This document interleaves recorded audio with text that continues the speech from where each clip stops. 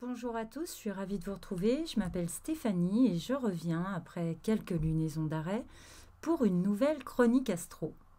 C'est avec grand plaisir que je ressors ma plume et mon micro. Ça me manquait trop de ne pas pouvoir partager mon petit point de vue sur ce qui se passe là-haut. Et aussi, j'ai reçu quelques très gentils messages qui m'ont encouragée à reprendre. Alors me voici. J'espère que vous allez bien, que tout se passe bien pour vous dans ce contexte presque surréaliste de confinement. Du moins, j'espère que vous vous portez bien, voilà, que vous n'avez pas traversé de drame. Ça sera déjà ça. Donc je reviens avec une toute nouvelle formule. J'ai envie de tenter les horoscopes signe par signe. Bon, le format n'est pas encore définitif, ça évoluera sûrement. N'hésitez pas à me laisser vos commentaires en dessous. Je les lirai et j'en tiendrai compte. Du coup, je commence tout de suite par un petit tour d'horizon des événements actuels et parmi eux, la nouvelle lune dans le signe du taureau, puisque bon, elle vient juste de se produire. Je suis un petit peu en retard sur ce que j'avais prévu, mais on est toujours dans les énergies de cette nouvelle lune en taureau. Donc le 23 avril, nous avons eu une nouvelle lune dans ce signe, et comme chaque nouvelle lune, eh ben, c'est une très belle occasion de semer de nouvelles graines d'intention ou de démarrer concrètement quelque chose de nouveau en rapport avec ce signe, c'est-à-dire quelque chose de fertile et de potentiellement très prolifique. On peut s'interroger à comment faire croître nos avoirs, faire fructifier nos habitudes. Uranus, la planète de l'imprévu, est alors conjointe à la nouvelle lune, donc attendons-nous à être surpris par des nouvelles ou des contacts inattendus. Saturne est au carré de la nouvelle lune, ce qui crée un climat un peu austère, mais Vénus est en trigone avec Mars qui nous stimule et nous fait une proposition bien alléchante.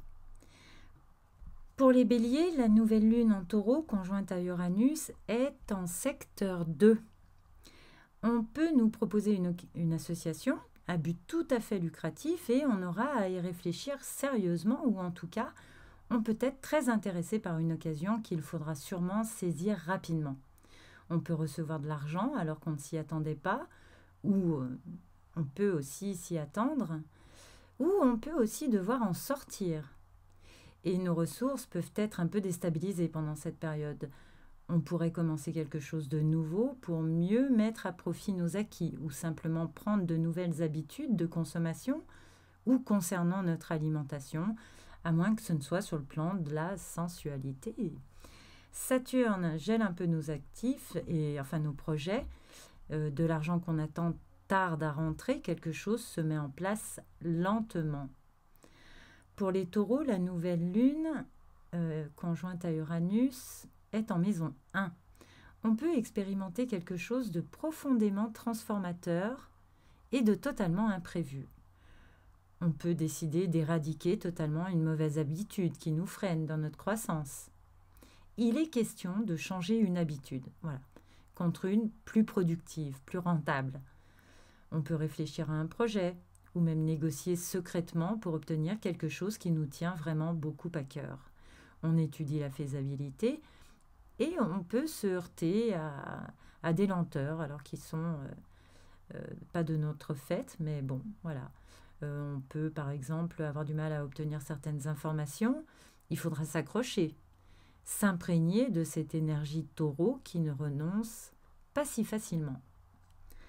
Pour les Gémeaux, la nouvelle lune est en maison 12. La maison 12 est étrange. Ici, il peut être question de développer des talents en secret, ou en faisant du bénévolat, ou une bonne action qui nous rapportera dans l'avenir. Cette nouvelle lune pourrait être le point de départ d'une solide transformation. Pour l'instant, on rencontre, bien sûr éventuellement à distance, via Internet, des personnes qui ont un projet proche d'une autre ou qui proposent des solutions pour démarrer, pour vous lancer, mais c'est une phase de préparatif. Pour les cancers, la nouvelle lune conjointe à Uranus est en maison 11. On peut faire de nouveaux projets en couple, ou on peut à l'inverse rompre aussi, ce qui remettrait en cause les rêves que l'on partageait, mais qui auront du coup pas mal de difficultés à se faire. On peut nous proposer une association pour réaliser un autre grand projet. On peut être amené à s'engager pour le collectif, mais dans tous les cas, il y a une notion de sacrifice qui du coup nous fait réfléchir. Voilà. Pour les lions, la nouvelle lune est dans la maison 10, le milieu du ciel, et cette nouvelle lune peut annoncer ici un grand nouveau départ sur le plan professionnel. Dans un climat un peu chaotique, certes, sur le plan de l'organisation quotidienne, la présence d'Uranus nous prévient que ça risque de secouer un peu. Il peut y avoir des changements imprévus qui s'imposent, à moins que ce ne soit un grand nouveau départ sur le plan personnel. Certains changements ont pu amener une perte de repères et tout est à refaire pour retrouver une stabilité, que ce soit sur le plan de la santé ou sur le plan du travail ou de l'organisation quotidienne. On peut être face à une situation qui révèle des failles dont on aura à s'occuper avant un potentiel grand nouveau départ. Pour les vierges, cette nouvelle lune est en 9, ce qui peut correspondre à un moment où l'on déménage, où on part en voyage, où on rencontre une culture étrangère ou une personne vivant loin de chez nous. On peut réfléchir à toutes ces questions aussi, tout simplement. Et on peut aussi vouloir faire évoluer nos valeurs, notre spiritualité. Une contrainte imprévue pourrait survenir au niveau sentimental. On peut être freiné par nos sentiments. Vous me direz si ça vous parle ou pas. Pour les balances, la nouvelle lune se tient dans la maison 8 et cette nouvelle lune peut révéler quelque chose qui potentiellement peut nous bouleverser. Alors j'espère que ce sera en bien. Ce peut être une rencontre qui nous transforme profondément, un héritage que l'on n'attendait pas ou un créancier qui réclame une dette que l'on a complètement oubliée. Enfin, tout ça risque bien de provoquer des émotions fortes et des remises en question pour les balances. Pour les scorpions, cette nouvelle lune se tiendra en maison 7 et elle peut marquer le point de départ d'une association qui s'avérera des plus stabilisatrices.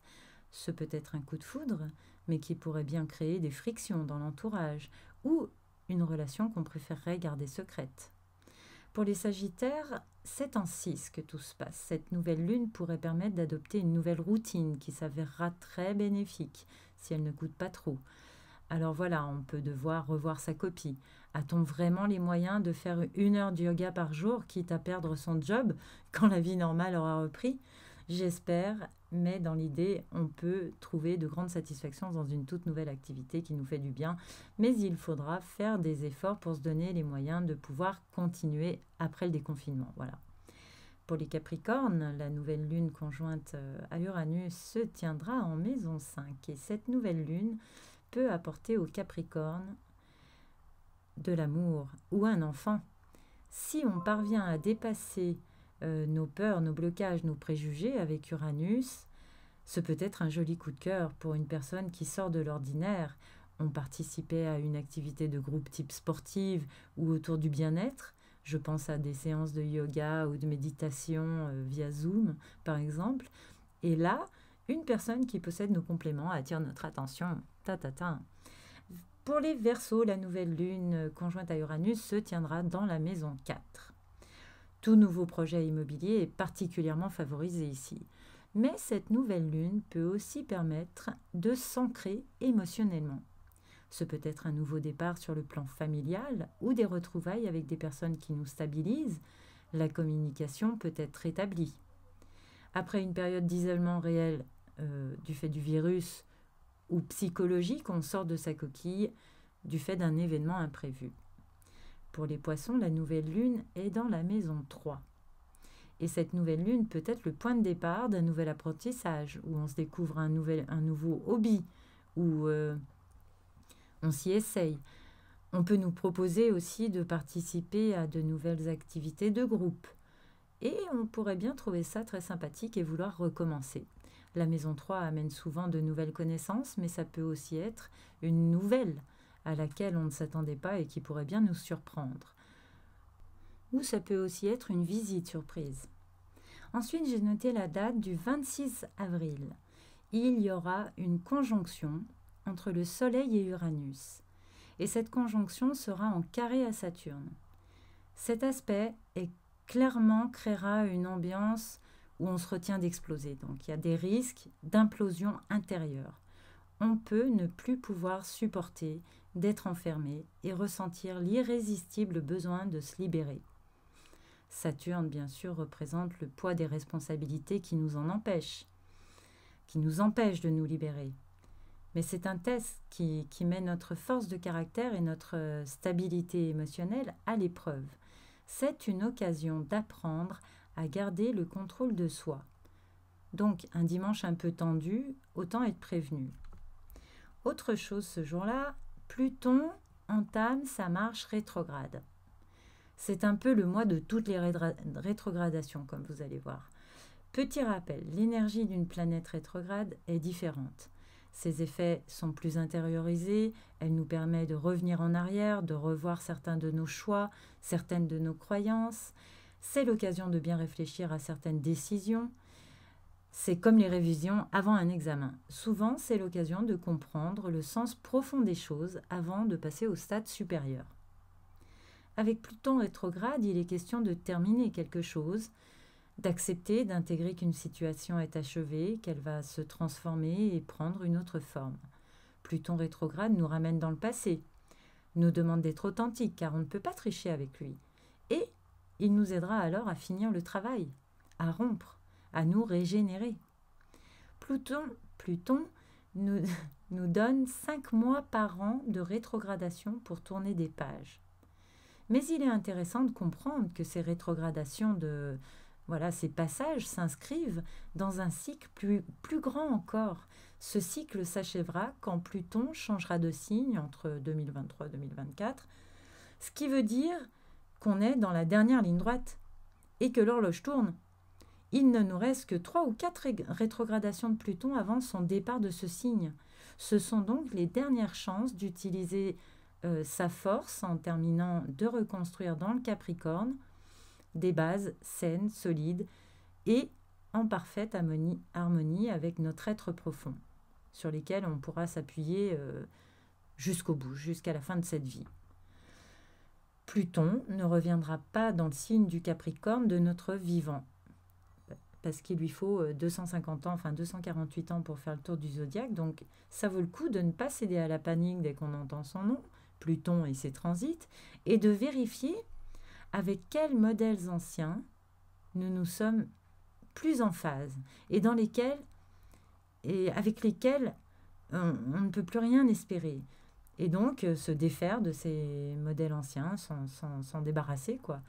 Donc il est question de bien profiter des dernières rétrogradations de Pluton pour explorer sur quoi reposent nos bases et en tirer les conclusions qui en découlent. En rétrogradant, il tourne les pages de notre vie. Voilà. Pour les béliers, la rétrogradation de Pluton se fera dans un secteur des plus importants, puisqu'il s'agit de la maison 10, la carrière, la profession, la destinée. Il est question de se remettre en question sur certaines de nos réalisations, qui a priori ne sont peut-être pas si glorieuses, et en plus assez coûteuses. Ce 26 avril donc est aussi marqué par la conjonction Soleil-Uranus en carré à Saturne, et pour les béliers, elle se tient en 2, donc attention aux dépenses compulsives ce jour-là, les béliers, et aux dépenses imprévues, à moins que ce soit une grosse rentrée d'argent que vous n'attendiez plus ou dont les montants dépassent vos attentes. Bref, je vous le souhaite. Ce peut être aussi, pourquoi pas, une rencontre capitale, déterminante pour l'avenir. Tout est possible en maison 10. Pour les taureaux, Pluton entamera sa rétrogradation dans le secteur 9. Il sera question de revoir certains préjugés qui nous limitent. Concernant la conjonction Saturne-Uranus, pour les taureaux, elle se tient sur l'ascendant. Certains pourraient éprouver ici un puissant besoin de s'extirper de ce qui les enferme et la frustration de ne pas pouvoir sortir physiquement, alors que les motifs que l'on pourrait évoquer sont tout à fait légitimes, comme simplement ne plus supporter l'isolement ou vouloir être avec une personne, justement, juste pour un petit moment. Eh bien, cette frustration risque de se traduire par une colère monstrueuse ou une grosse déprime, selon vos habitudes. Alors, je sais que c'est parfois difficile, mais essayons plutôt d'utiliser cette énergie pour nous libérer mentalement d'une vieille habitude si destructrice à bien des égards. Pluton entamera sa rétrogradation dans la maison 8 pour les Gémeaux. Et en maison 8, il est à domicile. Il exerce son pouvoir avec force. Et il nous plonge au fin fond de notre être pour nous faire accoucher de la meilleure version de nous-mêmes sans tricher. Le 26 mai, la conjonction Soleil-Uranus pour les Gémeaux se tient dans la maison des secrets, dans la maison 12. En Taureau, le Soleil parle, entre autres, de nourriture, donc on peut trouver refuge dans la nourriture. Et comme cette maison 12 parle plutôt de ce qu'on ne digère pas, on pourrait effectivement avoir un problème pour s'alimenter autour de cette journée du 26. À moins que ce qui ne passe pas, ce qu'on ne digère pas, soit d'ordre psychologique.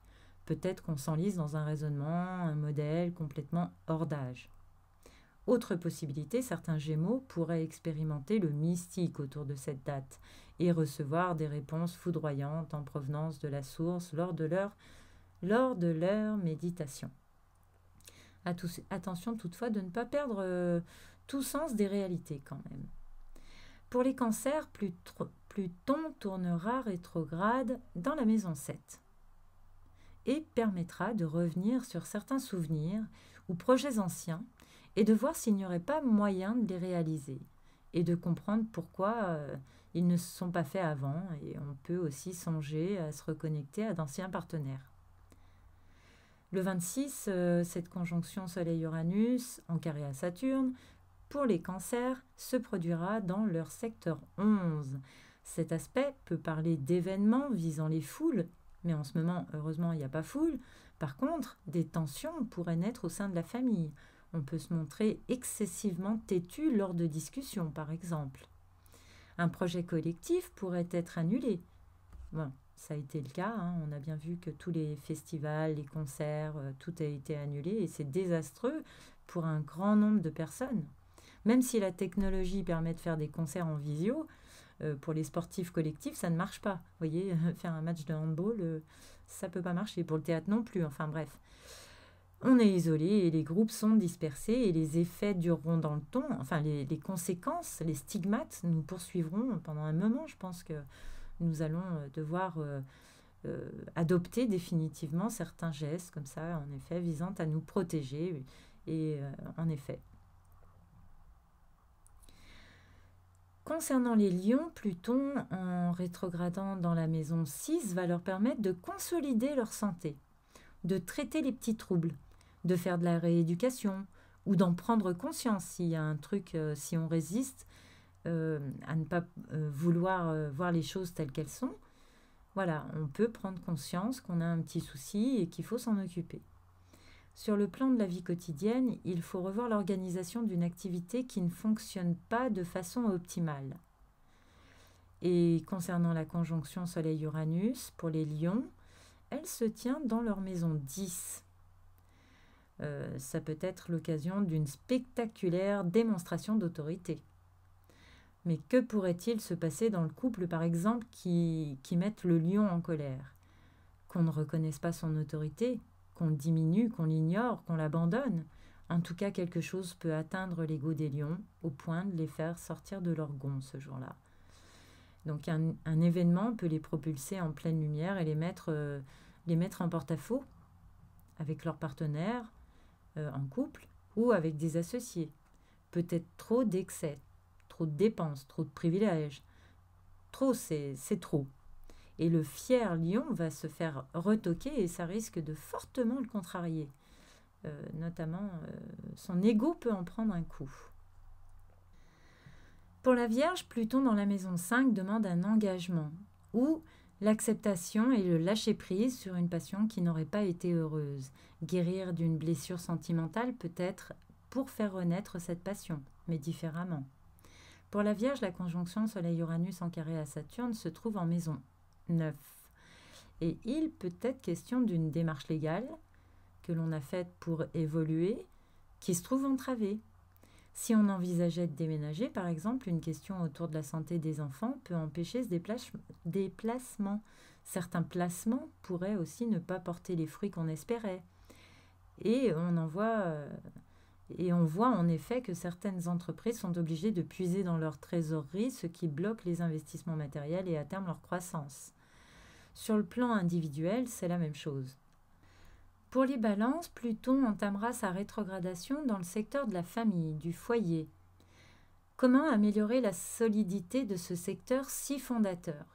Ce peut être une période où on reviendra sur des grands projets concernant l'habitat, ou pour les enfants, ou pour soi-même. Ça peut être l'occasion d'une remise en question. Ou notre conjoint aussi, parce que pour la balance, c'est aussi un miroir. Donc ce peut être le conjoint qui traverse comme ça un petit passage à vide de remise en question. Pour les balances, la conjonction du 26 mai se tiendra en maison 8, les transformations. Une situation touche le domaine de la vitalité, de l'expression de soi, et elle nous pousse à sortir de notre zone de confort pour mieux renaître. C'est un aspect d'évolution qui demande aux balances de faire preuve de tout leur équilibre mental pour contenir et harmoniser d'importantes tensions, comme un contexte de crise. Les faux semblants tombent. Il faut à présent garder son sang-froid, adopter la bonne attitude, agir avec bienveillance et objectivité pour l'intérêt des autres. Une crise qui sollicite toutes leurs qualités de médiateur et de leader aussi, car les balances, ne l'oublions pas, sont des signes cardinaux. Pour les scorpions, Pluton rétrogradera dans le secteur 3. Certaines idées pourraient refaire surface ou on pourrait revenir sur une parole, un accord, un contrat duquel on se désiste. Pour les scorpions, la conjonction du 26 en mauvais aspect de Saturne se tient en maison 7. Il peut y avoir un clash au sein du foyer, de la famille et dans le couple, ou avec des associés. Ce peut être une négociation difficile qui demande du sang-froid et du self-control, où l'on doit défendre et protéger les intérêts communs. Pour les sagittaires, Pluton rétrograde dans le secteur 2, une opportunité de se débarrasser de certaines dettes ou de développer nos talents latents. Mais je pense que c'est plus financier quand même, une période qui demande de faire un petit peu attention. Le 26 mai, enfin pas de faire attention, plus de revenir sur une méthode, voilà, une façon de dépenser, de transformer nos avoirs pour qu'ils soient plus rentables. Le 26 mai, la conjonction Soleil-Uranus pour les Sagittaires se produira dans leur maison de la vie quotidienne, de la santé aussi. Donc une situation peut amener des dépenses, soit pour la santé, soit pour mettre en place une nouvelle habitude visant à améliorer notre bien-être. Alors, je n'ai pas d'idée là, je n'ai pas d'exemple en tête, mais bon. Pour les Capricornes, Pluton fera demi-tour dans la maison 1. Donc, il est question de terminer une transformation en rapport avec notre rayonnement, notre créativité, notre façon de s'exprimer, l'image que l'on donne de soi-même. Et pour les Capricornes toujours, cette conjonction Soleil-Uranus se tiendra dans leur maison 5. Donc ces natifs ne sont pas du jour très représentatifs, donc ça ne se verra peut-être pas, mais ils devront se surpasser, prendre des risques, sûrement inconsidérés, pour stabiliser une situation qui leur tient à cœur ou qui est en lien avec leur situation amoureuse. Pour les Verseaux, Pluton, en rétrogradant dans la maison 12, oblige à un travail dans les profondeurs, un travail sur notre subconscient. Donc si vous ne pratiquez pas encore la méditation, les Verseaux, eh ben, c'est le moment d'essayer. Concernant la conjonction du 26 mai dans leur secteur 4, la stabilité émotionnelle et physique est mise à mal. Quelque chose en deçà des apparences les empêche de progresser en leur fort intérieur ou dans leur foyer. Alors attention, si on se lance dans les grands travaux à la maison, on pourrait bien avoir des surprises qui demanderont de gros efforts. Voilà. Pour les poissons, Pluton entamera sa boucle de rétrogradation dans le secteur 11. Et les poissons auront 5 mois environ pour revenir sur des projets anciens ou retrouver d'anciennes connaissances ou groupes desquels ils faisaient partie. Pour les poissons, le 26 mai se tiendra la conjonction sera dans leur secteur 3. Donc une nouvelle incroyable peut les déstabiliser ou, n'en pouvant plus tourner en rond dans leur petit bocal, certains pourraient prendre le risque de se déplacer secrètement en dépit des interdictions. Voilà. À présent, on va entrer dans le mois de mai et le 1er mai, le soleil sera en taureau. Comme chaque année à la même période, le soleil brille dans le signe du taureau. Et en temps normal, en période taureau, on est enclin à profiter des bonnes choses, des journées plus longues, Les habitudes nous procurent du réconfort, on se stabilise, on verrouille un cap que l'on atteindra en se montrant constant. C'est ça l'énergie taureau. Le soleil et la lune forment un carré au moment de ce 1er mai, un carré exact d'ailleurs, et la lune échange aussi tout un tas d'aspects de tension avec d'autres planètes, ce qui indique que pour un 1er mai, l'ambiance ne sera pas folle. Mais il y aura quand même ce sympathique trigone entre Vénus et Mars qui pourrait nous stimuler intellectuellement puisque c'est entre signes d'air. Le soleil est toujours sous l'influence d'Uranus et ce carré entre les luminaires indique que tout pourrait ne pas se passer comme on voudrait. Ce pourrait être un refus, un imprévu, mais ça sera vite passé. La lune avance vite et une fois en Vierge, elle nous aidera à faire preuve de plus de discernement et à être moins dans l'émotionnel. Mercure est en Taureau, dans ce signe, où il nous aide à réfléchir, de nouvelles idées pour faire plus de profit. Il nous aide à être très convaincants, ouverts à la négociation. On veut moins de restrictions et plus de confort. Et on ne lâchera rien tant qu'on n'aura pas ce qu'on veut. C'est aussi ça l'énergie Taureau. D'autant plus que Vénus forme toujours, donc disais-je, ce trigone à Mars au moment du 1er mai. Et Vénus en trigone à Mars, on a envie de se faire plaisir. Et Vénus aura du mal à résister au bel hidalgo qui peut prendre la forme de tout ce qui nous manque le plus en ce moment et créer en nous un élan prêt à freindre les règles pour suivre notre rêve qui pourrait tout aussi bien n'être qu'une illusion, une déception, car Vénus forme un carré à Neptune. Saturne et Uranus sont en carré également, ce qui confirme que les règles établies sont strictes, très strictes, et Uranus, l'anticonformiste, il aura du mal à se conformer. Pour les béliers, le soleil en taureau met en lumière les finances, les avoirs qui peuvent être source de préoccupation ce mois-ci. On peut avoir envie, besoin d'acheter telle ou telle chose, là, maintenant, tout de suite, à la façon des béliers, mais ça pourrait, après coup, nous valoir des petites ou moyennes frayeurs. Donc, prudence avec les dépenses, surtout qu'il est probable qu'un imprévu vous oblige à dépenser. Pour les taureaux, le soleil dans leur signe active leur capacité et leur besoin de mettre à profit chaque chose de la vie, chaque bonne chose de la vie, et tout ce que je viens de dire il y a quelques instants, donc je ne vais pas m'attarder trop dessus. Pour les Gémeaux, le soleil en taureau met en lumière les rêves, parfois leurs tourments. C'est une phase de repos nécessaire à leur régénération. Le mois qui précède l'anniversaire peut correspondre à une période où le corps demande plus de calme. Pour les cancers, le soleil en taureau met les réseaux sociaux en lumière. On va chercher à faire avancer nos projets, à se connecter davantage à des personnes avec qui on partage des affinités. Pour les lions, le soleil en taureau éclaire la carrière, les réalisations sociales dans le monde, les événements importants de la vie, et on peut vouloir faire avancer ou réaliser un projet de notre vie. Pour les vierges, le soleil en taureau fait réfléchir au sens de la vie, au progrès que nous voulons pour nos vies, et même à la vie idéale. Voilà. Pour les balances, le soleil en taureau permet de réfléchir aux transformations, aux changements qui nous feraient du bien. Pour les scorpions, en opposition à leur soleil natal, on les sollicite sur le plan des partenariats, comme certaines responsabilités légales à gérer, ou peut-être est-il question de rentrée d'argent pour le conjoint ou les associés peuvent aussi réclamer toute leur énergie. Pour les sagittaires, le soleil en taureau met en lumière leur routine quotidienne, leur santé aussi. C'est une bonne période pour organiser, pour avoir une meilleure hygiène de vie. Donc voilà, pour acquérir à nouveau, ce qu'on disait au début, de nouvelles habitudes. Pour les capricornes, le soleil en taureau met l'accent sur la vitalité, l'expression de soi, la créativité, les plaisirs, les amours, les enfants.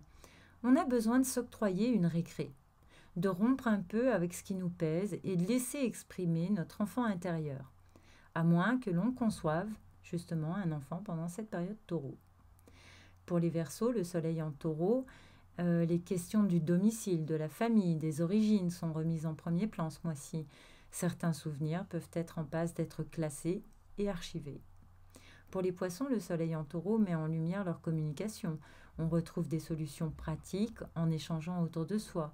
On a besoin de bouger, de voir du monde, de faire des emplettes. Et si on le pouvait, on irait bien déjeuner avec des copines.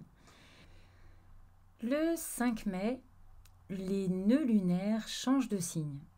Et c'est l'événement du mois qui va concrètement amener la nouveauté dans différents secteurs de nos vies, ce qui place les Gémeaux d'ailleurs très en vedette dès ce début de mois. Le nœud nord entrera en Gémeaux et le nœud sud en Sagittaire. Les nœuds vont quitter l'axe Cancer-Capricorne, où les responsabilités pèsent, c'est un axe cardinal, fondateur. Les éléments terre et eau s'entendent pour construire, alors que l'axe Gémeaux-Sagittaire est un axe mutable. L'air et le feu sont des éléments volatiles, rapides, changeants, ce qui veut dire qu'on aura quand même à s'adapter et à faire preuve de plus de souplesse. On va quitter une atmosphère dense, un peu lourde, en émotions, en retenue, en discipline, pour aller vers plus de légèreté, de mobilité physique et de mobilité intellectuelle. L'axe Gémeaux-Sagittaire est un axe de dépassement de soi, où on a tout à gagner à se montrer curieux et à vouloir apprendre. Mais rassurez-vous, ce changement ne sera pas instantané le 5 mai, ce ne sera que le point de départ d'un chemin qui nous prendra environ 18 mois, mais un chemin important car il peut potentiellement nous porter vraiment chance si on agit dans le sens du nœud nord en Gémeaux. Ou si au contraire on s'accroche au nœud sud en Sagittaire, eh bien ça pourrait bien révéler des modèles dont on doit se défaire. Voilà. Donc pour que ce voyage des nœuds sur cet axe Gémeaux-Sagittaire nous soit bénéfique, on doit développer toutes les plus belles qualités des Gémeaux et les mettre en pratique dans la maison que ce signe occupe dans notre thème. Et en même temps, surveiller de près les défauts du Sagittaire qui pourraient nuire dans la maison opposée. Mais le sujet des nœuds lunaires mérite à lui seul au moins une vidéo, tant c'est vaste et intéressant à approfondir. Et je sais qu'on trouve sur YouTube une quantité de bonnes vidéos sur le sujet, alors personnellement, je vais essayer d'être concise. Et on aura quand même au moins une idée du changement qui se prépare selon quel domaine. Pour les béliers, les nœuds passeront sur l'axe 3-9, donc tout à fait en analogie avec l'axe Gémeaux-Sagittaire. Le nœud nord entrera dans le secteur 3, et plus ils se montreront ouverts, actifs et mobiles, plus ils développeront leur sens de la communication, leurs intérêts pour les autres, et surtout pour leurs proches et autour d'eux, plus les portes s'ouvriront et ils en tireront une grande et belle satisfaction et feront surtout évoluer leur âme, parce que les transits des nœuds parlent de notre chemin de vie karmique. Pour les taureaux, les nœuds passeront sur l'axe 2-8. Le nœud nord entrera dans le secteur 2, c'est l'axe des possessions, des avoirs et du détachement. Plus les taureaux feront d'efforts pour rentabiliser leurs investissements ou entretenir certains équipements, développer leur réseau, plus les retours sur investissement seront très valorisés. Le commerce et la diplomatie seront également très favorisés. Pour les Gémeaux, les nœuds passeront sur l'axe 1-7 et le nœud nord entrera dans le secteur 1, c'est-à-dire leur ascendant. Ce qui invite les Gémeaux à être plus Gémeaux que jamais, sans mauvais jeu de mots, et à redoubler de curiosité au sujet de tout, de multiplier les sorties, les déplacements, les rencontres, les centres d'intérêt. Pour eux, c'est l'examen de master en communication. Plus rien ne doit leur échapper. Plus ils seront éparpillés et plus d'incroyables opportunités se présenteront à eux. Pour les cancers, les nœuds passeront sur l'axe 12-6. Le nœud nord entrera dans le secteur 12. Les cancers ont beaucoup été à l'honneur ces 20 derniers mois. Ils nous ont poussés à nous concentrer sur notre cocon. D'ailleurs, actuellement, nous subissons un dernier assaut de cet axe cancer-capricorne qui, pour nous rappeler sa présence, son importance, il exerce son pouvoir une dernière fois et nous oblige à nous confiner. Et pour les cancers, la maison 12 est aussi une maison d'eau. dans laquelle il leur est demandé d'apprendre à écouter leur cœur, de suivre uniquement cette voie. Et des situations se présenteront tout au long du transit des nœuds dans ce signe où ils auront à s'interroger en leur âme et conscience pour faire leur choix. Pour les lions, les nœuds passeront sur l'axe 11-5. Le nœud nord entrera dans le secteur 11. L'axe 11-5 est considéré comme bénéfique, car il n'est que passion et liberté, et nous place bien au-dessus des réalités matérielles. C'est un axe qui parle d'avenir, de projets, d'amis. L'air et le feu donnent un terrain propice aux nouvelles opportunités, fertile pour les nouveaux projets, qui de rencontres en déplacement verront le jour dans le futur. Il est question d'écouter les désirs des autres, de savoir transmettre, de comprendre qu'autant il y a d'être, autant il y a de façons d'être heureux, apprendre à ne pas juger les autres. Voilà, donc l'enseignement que l'on peut tirer de cet axe, du nœud nord en Gémeaux en maison 11, l'enseignement qu'on reçoit ici surpasse en fait toutes les richesses matérielles puisqu'on développe la fraternité. Pour les vierges, les nœuds passeront sur l'axe 10-4. Le nœud nord entrera dans le secteur 10. C'est un transit qui améliorera la carrière, mais pourrait fragiliser le foyer. Pour les vierges, c'est un peu leur moment de célébrité. C'est une période où l'on réalise les choses les plus marquantes de notre vie. On pourrait croire que ça met un peu la pression, dit comme ça, mais en fait c'est assez simple, les choses se mettent en place naturellement. Mercure est le maître des Gémeaux et de la Vierge. Les énergies sont différentes, mais c'est très très fluide. D'ailleurs, voilà, Mercure est très très à l'aise ici. Et il sera question de sortir du cancer de l'enfance pour se poser en adulte. Voilà, et bien sûr, des opportunités se présenteront dans ce sens. Donc, c'est l'occasion de se réaliser, mais intimement. Pour les balances, les nœuds passeront sur l'axe 9-3. Le nœud nord entrera dans le secteur 9. L'air et le feu attisent l'intellect. Ici, tout se mêle, puisqu'il y a inversion des signes dans les maisons. Le Gémeaux est en analogie avec la 3 et le Sagittaire avec la 9. Donc, un axe d'élévation par la connaissance, oui, sur fond de spiritualité, d'idéal de vie. On aura l'occasion de s'ouvrir au lointain, par des voyages, par la pensée ou l'instruction. L'idée est de changer de point de vue, d'apprendre et aussi de communiquer. Un déménagement n'est pas à exclure. Pour les scorpions, les nœuds passeront sur l'axe 8 le nœud nord entrera dans le secteur 8, l'axe des possessions, vu du côté transformation, détachement, approfondissement. On aura pendant environ 20 mois l'occasion d'expérimenter le magnétisme puissant que donne le nœud nord en maison 8, qui est en analogie avec le scorpion. On attire à soi des personnes plus mystérieuses. Les chirurgiens peuvent en être. Donc, si vous prévoyez une opération, voilà, à moins que ce soit l'opération qui se présente d'elle-même. Bref, des rencontres qui nous transforment, plus intenses, plus coûteuses, ou qui changent profondément notre être après ce transit. Pour les Sagittaires, les nœuds passeront sur l'axe 7-1, donc l'ascendant, et le nœud nord entrera dans le secteur 7. La période sera propice au mariage, aux associations.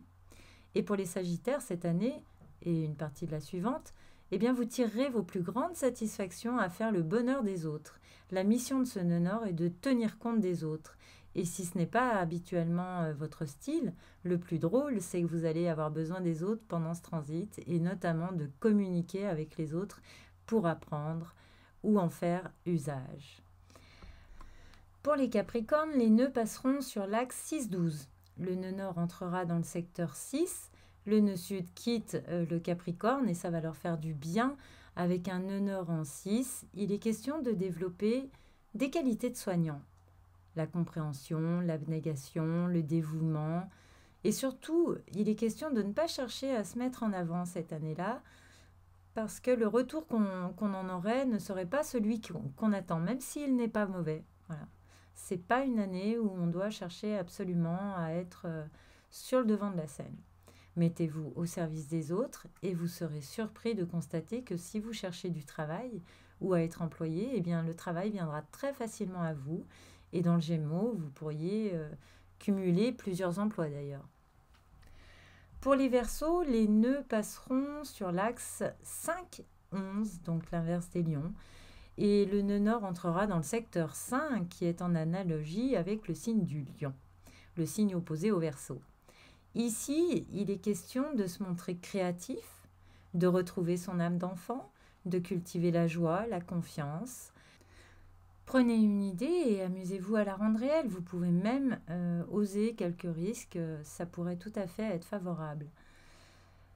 L'essentiel de cette année et un bout de 2021 pour les Verseaux est d'aller vers ce qu'ils aiment, vers ce qu'ils aiment et de se faire plaisir dans tout.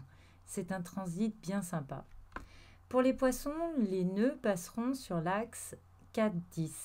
Le nœud nord entrera dans le secteur 4, celui des racines, du foyer. Donc on peut vouloir devenir propriétaire de son logement, si on ne l'est pas encore, ou déménager, ou l'améliorer, ou améliorer son logement pour le valoriser, ou le vendre, pour acquérir mieux. Avec le Gémeaux, il faut relier, resserrer les liens familiaux ou de proximité. Il est question de rendre hommage à nos origines en se montrant actif pour protéger nos proches, être présent en Cancer, nourrir les membres de notre famille. Voilà. Il peut s'agir de notre famille de sang comme d'une famille de cœur. Concrètement, pendant environ 20 mois, des situations où notre famille, notre clan, attireront toute notre attention et on devra y faire face. Et si nous jouons le jeu de nous engager, les futures racines qui prendront lors de ce transit seront probablement durables et fondatrices. Les échanges commerciaux liés à l'immobilier seront très favorisés. Passons à présent au 7 mai, nous aurons une pleine lune, et pas n'importe quelle pleine lune, la pleine lune en Scorpion. Toujours l'une des plus intenses de l'année. Elle nous met face à nous-mêmes, on peut se sentir un peu brassé. Elle a tendance à faire remonter ce que l'on préférerait oublier, nos peurs, nos faiblesses, nos erreurs. Mais cette fois-ci, avec Mercure et Uranus, la prise de conscience qu'amène souvent la pleine lune, eh bien, elle est fulgurante. Très probablement une révélation, quelque chose qui sort de l'ombre et qui choque, et le mot n'est pas trop fort. Avec Mercure et Uranus, ça va très très vite. Alors attention aux gaffes et aux baffes. C'est horrible de le dire, mais ce ne sera pas le jour à contrarier une personne mal aspectée. Restons aussi zen que possible, d'autant plus que Mars est en carré de cette pleine lune, on pourrait agir contre nos intérêts. Neptune en bon aspect, cette pleine lune nous apportera cette touche de délicatesse et de subtilité, de compréhension qui nous permettra d'avoir une vue d'ensemble et de comprendre la totalité du contexte. Et surtout, elle nous permettra de nous évader un peu dans de plus jolis rêves, même éveillés. Neptune, c'est aussi les secrets. Et ici, la pleine lune, par vocation, met en lumière. Et même si c'est encore flou, elle permet de deviner un peu mieux les contours de quelque chose qu'on pressentait. Pour les béliers, cette pleine lune mettra encore en lumière l'argent, l'axe 8-2. Ce peut être de l'argent qui rentre ou de l'argent qui sort. On peut être remboursé d'un dû ou on peut nous réclamer un trop perçu, par exemple. Pour les taureaux, cette pleine lune se fera sur l'axe 7-1, le couple, les partenaires. On pourrait devoir rendre des comptes à nos partenaires ou à nos associés. On nous demandera peut-être de justifier certaines décisions ou certaines dépenses. Pour les Gémeaux, la lumière de la pleine lune sur cet axe 6-12 pourrait révéler des choses cachées au travail ou au niveau de la santé. Donc attention d'être à l'écoute du moindre signe. Ça peut être des nouvelles contrariantes pour les Gémeaux. Mais vous pourriez quand même y trouver votre compte. Pour les cancers, cette pleine lune mettra en lumière l'axe 5-11, les enfants, nos créations. Attention de ne pas perdre patience. Pour les lions, cette pleine lune éclairera l'axe 4-10, et la famille versus la carrière. On peut ressentir le besoin de faire une introspection, de s'isoler pour réfléchir à son avenir au sens de nos actions passées pour mieux se tourner vers l'avenir. comment tirer plus de profit sans fournir plus d'efforts.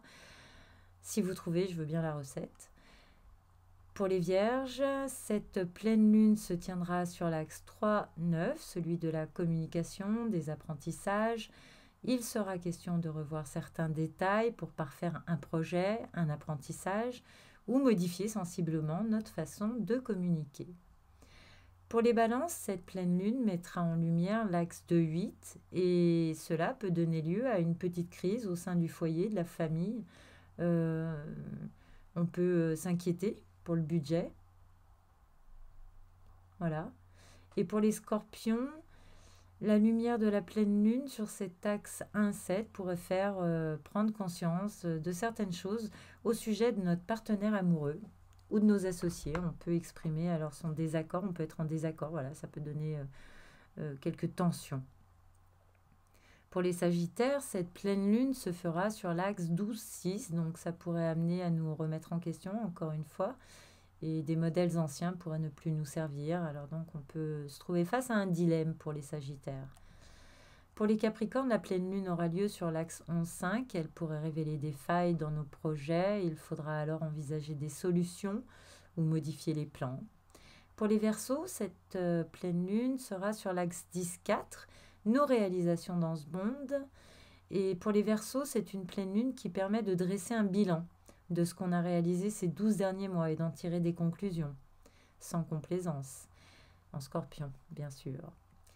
Pour les Poissons, cette pleine lune sera sur l'axe 9-3, donc des événements lointains pourraient nous bouleverser ou nous toucher. Le Scorpion n'a pas pour habitude d'annoncer des choses légères. À présent, je vais regarder quelques journées qui m'ont paru intéressantes à analyser. Alors, je vais me contenter de faire une analyse générale sans passer au signe par signe, mais je pense qu'avec les planètes personnelles, tout le monde sera concerné et se reconnaîtra. Enfin, voilà.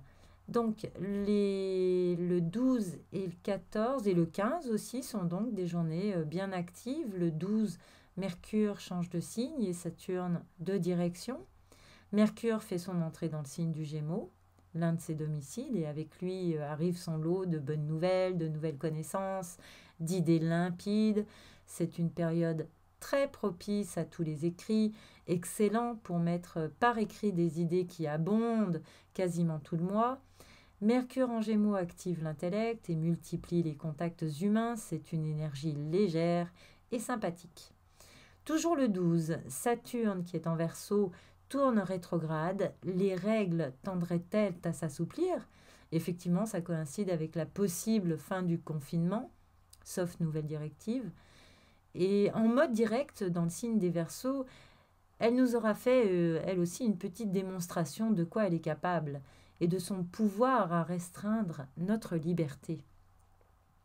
Le 14 mai, Vénus passe en mode rétrograde et Mars fait son entrée dans le signe des Poissons.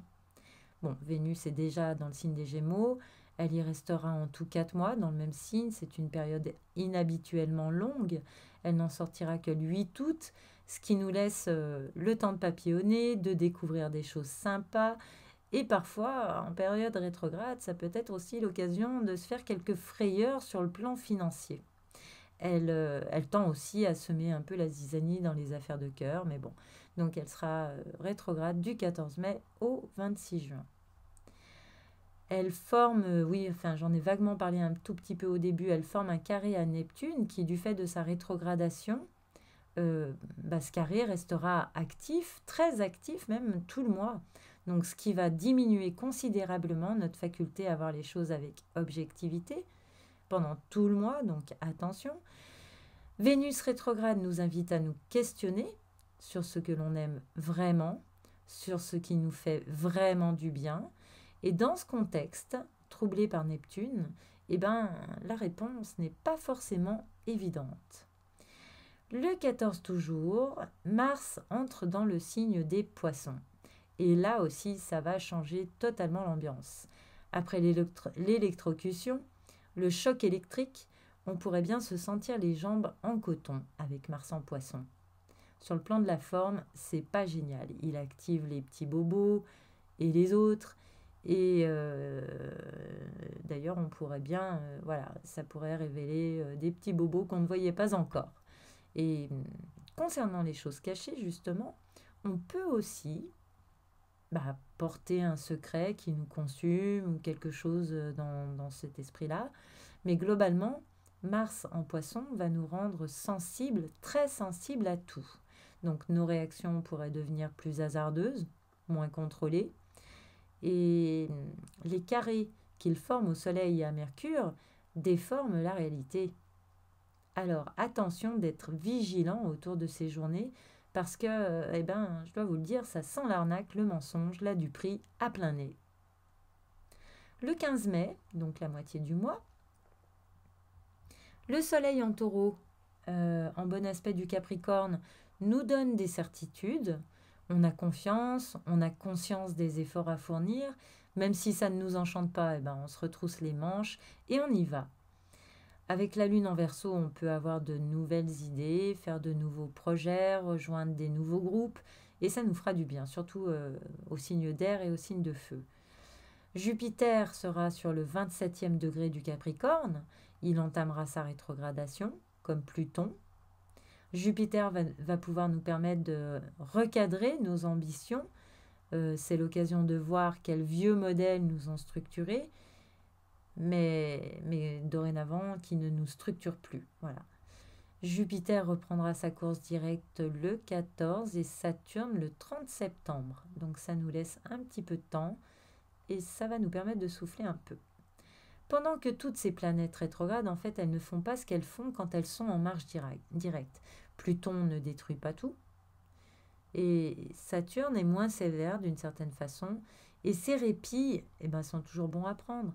C'est un petit peu dommage pour Vénus, mais les planètes bénéfiques, de toute façon, restent bénéfiques. Et dans le Gémeaux, ça fait toujours du bien de multiplier les nouvelles connaissances.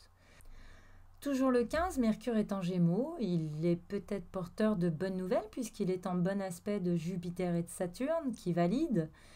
Vénus rétrograde est toujours en carré à Neptune.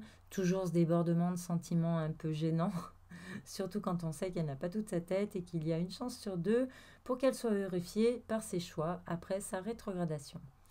Ce qui est parfaitement paradoxal, c'est que toutes les planètes lentes, au moment de ce 15 du mois, toutes les planètes lentes soutiennent le Soleil. Donc on sera affirmatif et confiant. Mais comment peut-on se faire duper quand Jupiter, Saturne, Neptune et Pluton sont du côté de notre conscience, de notre volonté ? Je ne sais pas. En tout cas, il y a un risque. Et peut-être qu'Uranus nous pousse à nous libérer et qu'on risque de se précipiter sur n'importe quelle opportunité pour s'extirper de cet espace confiné qui nous étouffe. Mais attention, parce que la précipitation est dangereuse, elle fait prendre des risques. Et le Soleil est quand même en carré à Mars. Donc attention à ne pas se tirer une balle dans le pied en ayant une attitude qui nous cause des soucis. Et nous l'avons vu, Mars active les poissons et la Lune aussi le 15. Donc les frontières s'effacent, les champs des possibles s'élargissent pour le meilleur et pour le pire. Prudence, vraiment, prudence. Le sextile qui se met en place entre Mars en Poisson et Uranus en Taureau accélère, oui, mais dans ces signes féminins, l'accélération est intérieure. Il peut s'agir de nouvelles idées qui surgissent de nulle part, de solutions inespérées. Et même si un sextile c'est positif, il faut quand même rester alerte pour attraper la perche quand on nous l'attend. Sinon, ça peut passer sans qu'on s'en rende compte. Moi, l'impression que j'ai, comme ça, quand je regarde ce milieu de mois, je me dis que tout ce méli-mélo de paradoxe est fait pour que l'on se trompe, qu'on ne fasse pas le bon choix, qu'on aille trop vite, qu'on prenne des risques, qu'on se montre audacieux.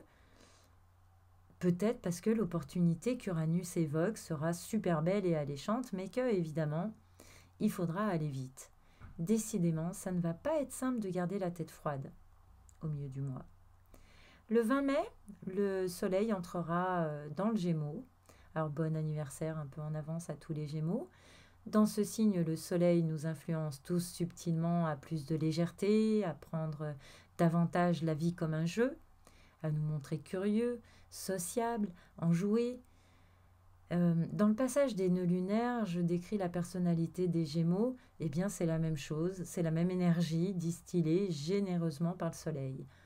En entrant dans les Gémeaux, le soleil va activer chacune des planètes déjà présentes dans ce signe, à savoir Mercure, l'intellect, Vénus, notre recherche de bien-être, Vesta, qui est un astéroïde, mais en analogie avec l'harmonisation, le principe d'harmonisation, et le nœud nord, donc notre chemin karmique actuel. Une fois activé, eh bien, on risque bien de se montrer plus actif, donc on réfléchira plus avec clarté, on aimera avec légèreté, et on se montrera conciliant. Si on ne résiste pas trop, on pourra même faire évoluer notre âme.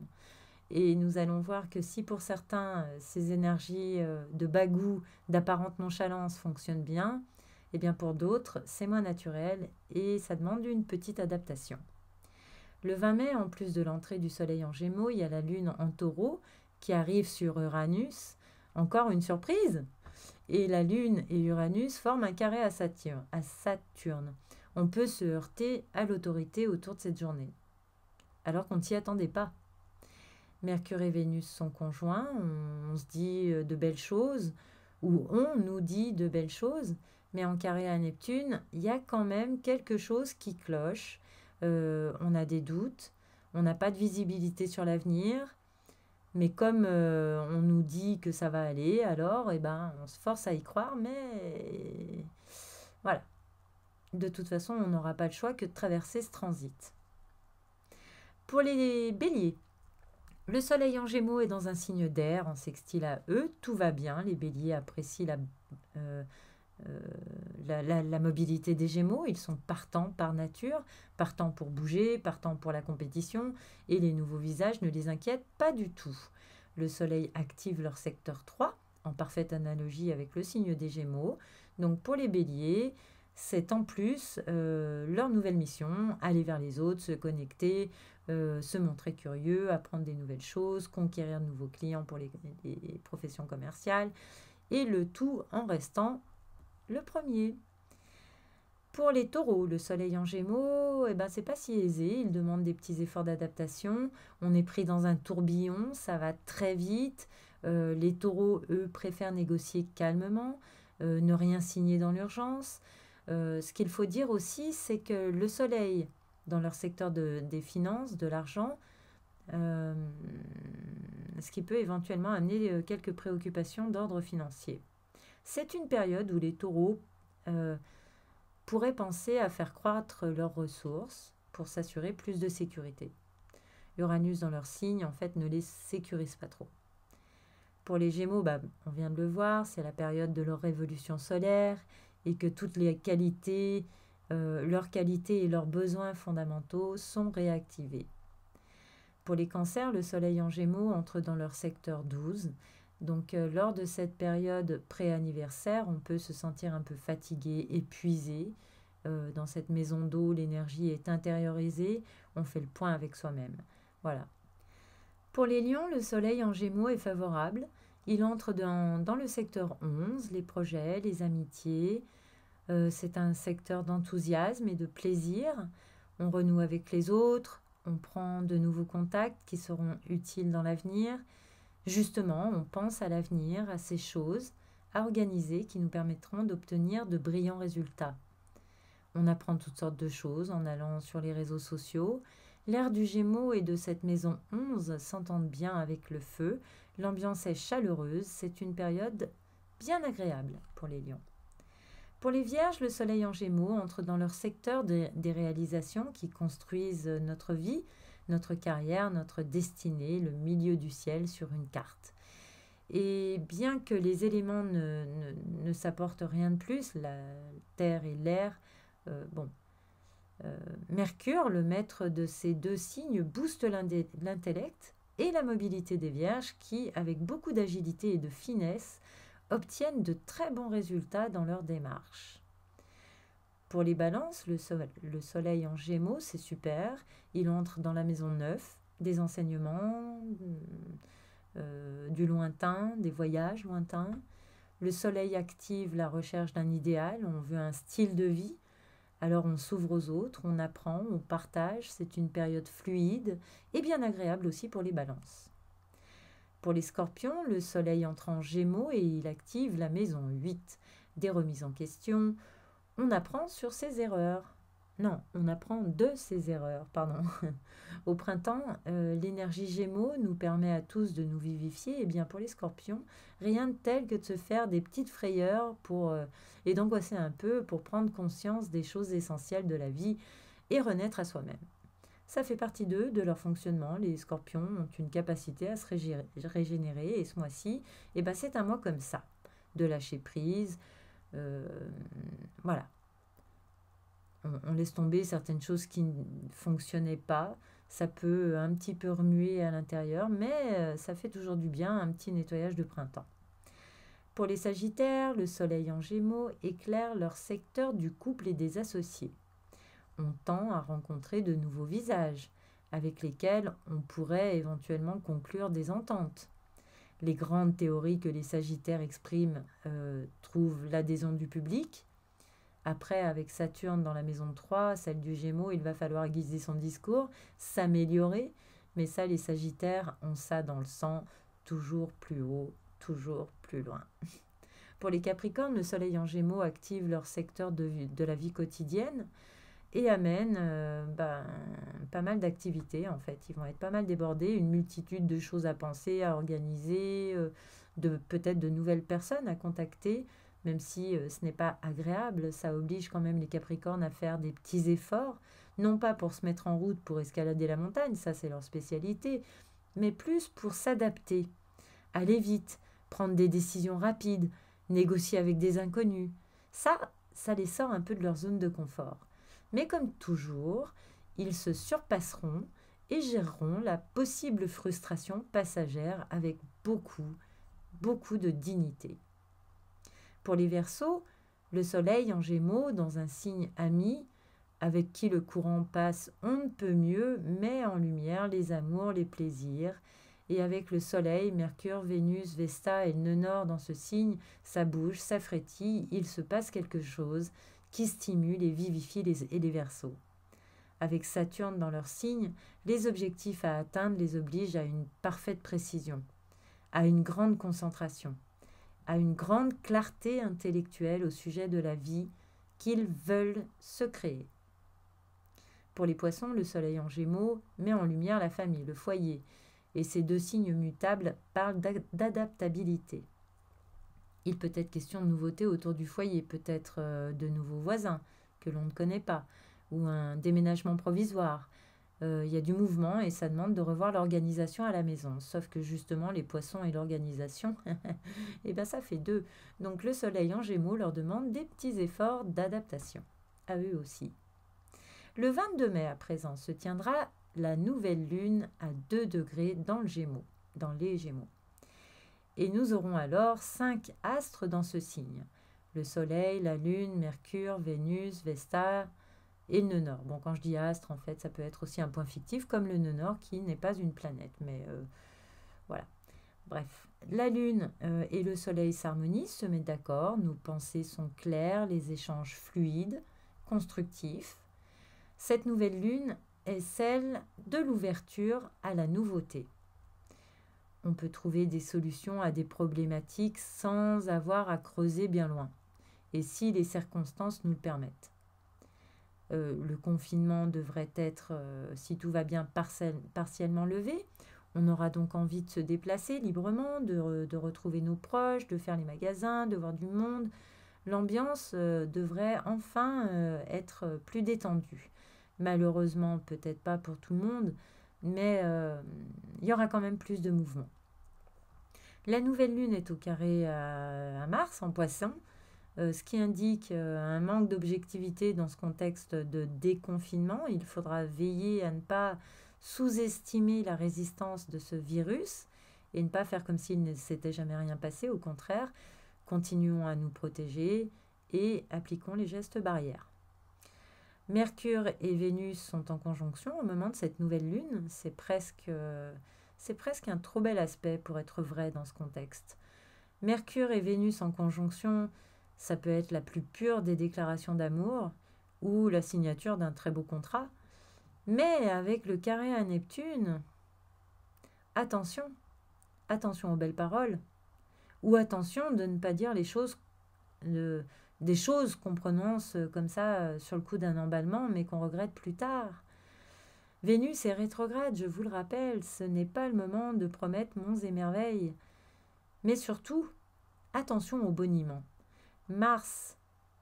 Mercure en carré à Neptune parle de mensonges. Qu'on le sache. Avec Jupiter, Saturne et Pluton rétrograde, on revient sur des idées anciennes, on finalise des accords anciens. Le carré Saturne-Uranus rénove toujours nos vieux schémas. Bon, la pilule n'est pas facile à avaler, mais ça permettra d'évoluer. Mars, soutenu par Uranus, donc déterminé et impulsif, risque de nous faire un peu déraper. On pourrait se montrer maladroit ou en Poisson partir un peu trop loin, manquer de réalisme, malgré une certaine clarté intellectuelle. C'est encore un peu paradoxal. Mais l'astrologie est pleine de paradoxes et les êtres humains surtout sont pleins de paradoxes. Donc finalement, il ne faut pas s'inquiéter. Cette nouvelle lune est idéale pour émettre des intentions sur le thème du signe des Gémeaux. Idéal si on décide de sortir de notre isolement pour rencontrer de nouveaux visages, trouver de nouvelles idées, organiser des déplacements pour rendre visite à tous ceux qu'on n'a pas vus depuis le début du confinement. Enfin, si le gouvernement estime que la voie est libre. Globalement, cette nouvelle lune nous invite à nous exprimer par tous les moyens, à l'écrit, à l'oral, exprimer ce que l'on pense, exprimer ce que l'on veut. Sinon, comment voulez-vous que ça se matérialise? Et puis si on ne demande jamais rien, on n'obtient jamais rien. Donc pour les béliers, la nouvelle lune du 22 mai aura lieu dans la maison 3, secteur de communication, de proximité, des échanges commerciaux, de l'expression. C'est le moment de décrocher son téléphone et de sortir sa plus belle plume et d'écrire des mails. Voilà, c'est maintenant que l'on dit ce qu'on pense et que l'on écrit ce qu'on veut, ou l'inverse, ou les deux, mais c'est maintenant. Pour les taureaux, la nouvelle lune du 22 aura lieu dans la maison 2, donc le secteur des finances. Les bons aspects à Saturne et même aux planètes en Capricorne indiquent que les accords qui seront conclus pendant cette lunaison auront une portée très bénéfique et tiendront dans le temps. Comme les graines que nous plantons aujourd'hui qui seront les fleurs de demain, c'est maintenant que l'on doit semer pour les taureaux. Enfin, à partir du 22. Pour les Gémeaux, la nouvelle lune du 22 aura lieu dans la maison 1 sur l'ascendant. Donc nouveau départ pour les Gémeaux, on se débarrasse de toutes les pensées qui n'ont mené à rien et on repart avec de nouvelles idées, de nouvelles rencontres, on s'exprime, on va vers les autres. Pour les cancers, la nouvelle lune aura lieu dans la maison 12. Ici, l'énergie s'intériorise. Il est question de se recentrer sur nos besoins fondamentaux, d'écouter notre petite voix intérieure. Et ils entreront dans leur période pré-anniversaire, donc inutile de forcer les cancers. Ça va aller, ressourcez-vous. Pour les lions, la nouvelle lune du 22 mai aura lieu dans leur secteur 11. Donc enfin, les lions retrouvent leur réseau, leurs amis, que dis-je, leur public même parfois. On commence à se projeter dans de nouveaux projets, de nouveaux voyages peut-être, ou simplement des visites à tous ceux qui nous ont manqué pendant ces longues semaines de confinement. L'horizon s'éclaircit enfin. Pour les vierges, la nouvelle lune du 22 aura lieu en secteur 10, dans la maison angulaire du milieu de ciel. La nouvelle lune amène un renouveau sur le plan de la carrière. Il est question d'accueillir la nouveauté. De nouvelles idées peuvent prendre forme. Elles compteront plus tard. Les rencontres peuvent être plus nombreuses. Les vierges, comme les gémeaux, sont des signes mutables, très adaptables, et Mercure est leur maître. Alors même si l'énergie est différente dans les deux signes, les vierges comprennent parfaitement que tout ce brassage d'air est un mal pour un bien. Personne ne s'exprimera pour nous-mêmes mieux que nous-mêmes. C'est logique. Pour les balances, la nouvelle lune du 22 aura lieu en secteur 9, dans la maison du lointain, de l'éducation secondaire, enfin des enseignements supérieurs, de la philosophie. Et pour les balances, cette nouvelle lune amènera peut-être plus de déplacements loin de ses bases. On peut aussi étudier à distance, en étudiant la spiritualité, notamment via Internet, pourquoi pas. Cette nouvelle lune, en tout cas, sera favorable à toutes les activités intellectuelles pour les balances. Pour les scorpions, cette nouvelle lune du 22 aura lieu en maison 8, et cette maison est en analogie avec le signe du scorpion. Donc le nouvel élan intellectuel que propose cette lunaison se fera sur le mode de l'intensité pour les scorpions, qui entameront un cycle de transformation.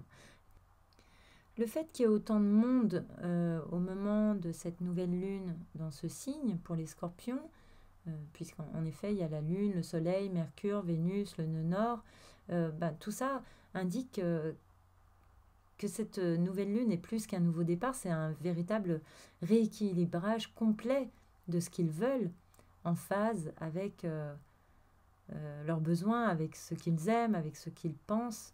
Et là, tout ça, pour nous autres qui ne sommes pas forcément natifs du scorpion, ça peut paraître difficile parce que là, en l'occurrence, ils vont plonger dans une belle remise en question. Mais pour les scorpions, c'est la routine, qui ont l'habitude de chercher comme ça constamment à atteindre une forme de vérité au travers de leur style de vie.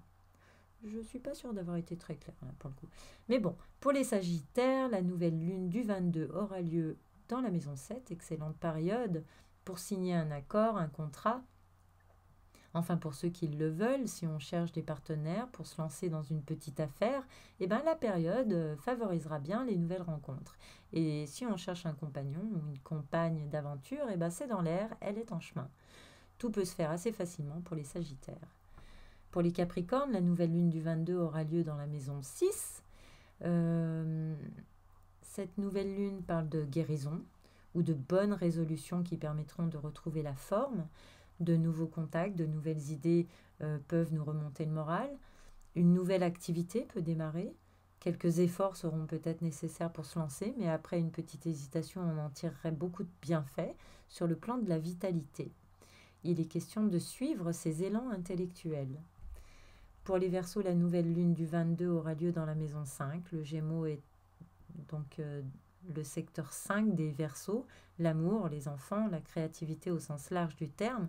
Excellente période pour faire avancer des projets avec son amoureux ou pour projeter un déplacement, pour relancer le commerce aussi globalement, pour rompre l'isolement et se faire plaisir, bouger, sortir, voir du monde et surtout s'exprimer. Pour les poissons, la nouvelle lune du 22 aura lieu en maison 4, donc peut donner lieu à un nouveau départ au sein de la famille ou du logement. En Gémeaux, ce nouveau départ peut n'être encore qu'une idée, un peu vague.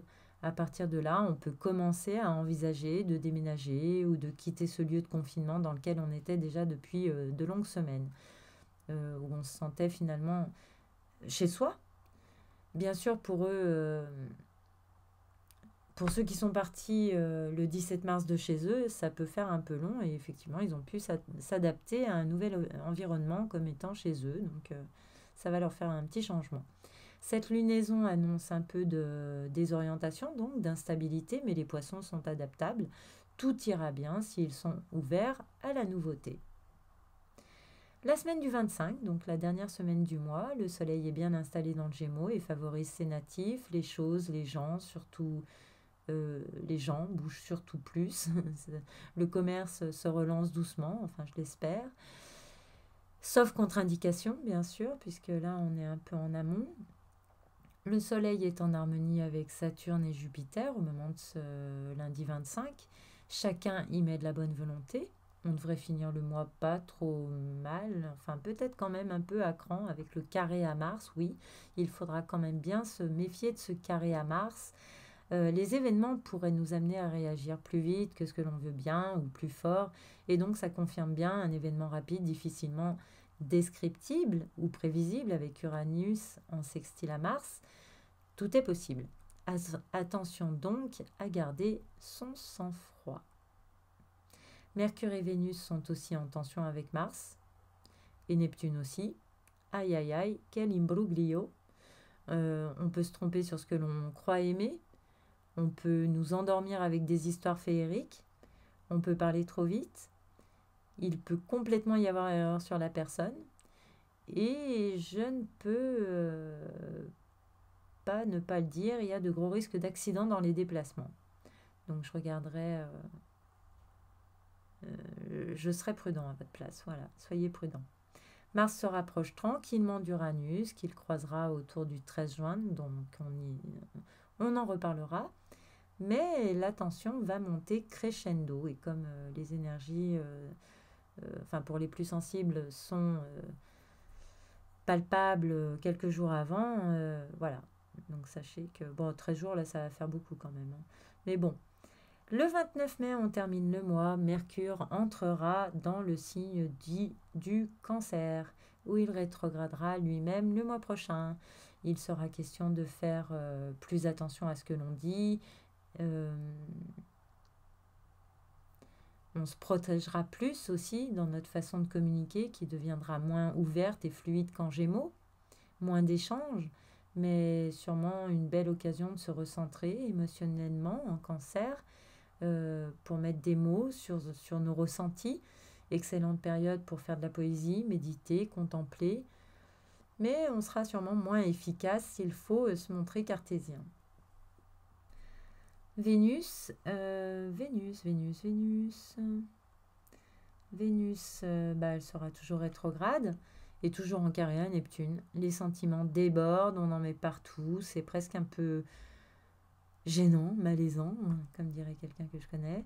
Surtout quand on sait que Vénus n'a pas toute sa tête et qu'il y a une chance sur deux pour qu'elle soit, voilà, qu'elle regrette un petit peu tous ces engagements qu'elle aura pris. Pour finir, Neptune est toujours en Poisson, mais ça fait un petit moment, c'est pas un scoop. Juste, bientôt, il rétrogradera lui aussi du 20 juin au 29 novembre 2020. Donc on n'y est pas encore, mais on y sera vite. Pour le moment, Neptune est fort. La confusion règne encore, mais pendant sa période de rétrogradation, en s'éloignant de la Terre, ses effets s'atténuent. Et cela nous permet de retrouver une certaine lucidité. Il lèvera le voile sur les choses floues ou cachées, le brouillard s'évapore un peu, parfois sans qu'on s'en rende vraiment compte d'ailleurs. Petit à petit, on voit plus clair. C'est un petit peu le fonctionnement des planètes super lentes comme Pluton aussi. On ne voit pas les choses venir, puis d'un coup, les faits sont là, quoi. Donc, bon. Sauf que pour l'instant, actuellement, Neptune est encore très fort et le brouillard dans lequel nous évoluons a sans doute une raison d'être. Le danger, c'est de partir un petit peu trop loin dans des idéaux et dans des fantasmes et de nous laisser un petit peu trop bercer par la vague de tout ce qu'on va entendre et de tout ce qu'on va nous dire pendant toutes ces semaines. Voilà, c'est tout pour la météo astrale. Mais avant de terminer, je voulais rajouter une chose en fait.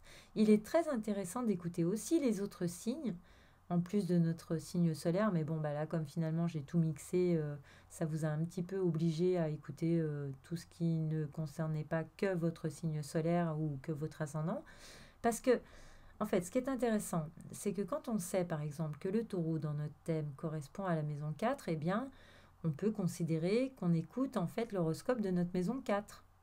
C'est-à-dire l'ambiance au sein de notre famille, notre foyer, voilà, ou un autre exemple, l'atmosphère au travail, en 6, ou encore comment le couple, voilà, quelle est l'ambiance dans le couple, si c'est en maison 7. Et bien sûr, pour pouvoir savoir quel signe correspond à quelle maison, il faut connaître, il faut pouvoir lire sa carte du ciel. Alors sachez que si ça vous intéresse un peu, acquérir les bases de l'astrologie est une chose assez simple, parce que c'est logique et que c'est facile à retenir, et les bases suffisent largement pour lire sa carte du ciel. On n'est pas obligé d'aller plus loin pour avoir une écoute active et gagner comme ça en autonomie et en compréhension. Je sais qu'en ce moment, on trouve sur YouTube des super petites vidéos qui justement permettent d'apprendre pas à pas à lire une carte du ciel, gratuitement en plus. Donc, je ne citerai personne sans son accord.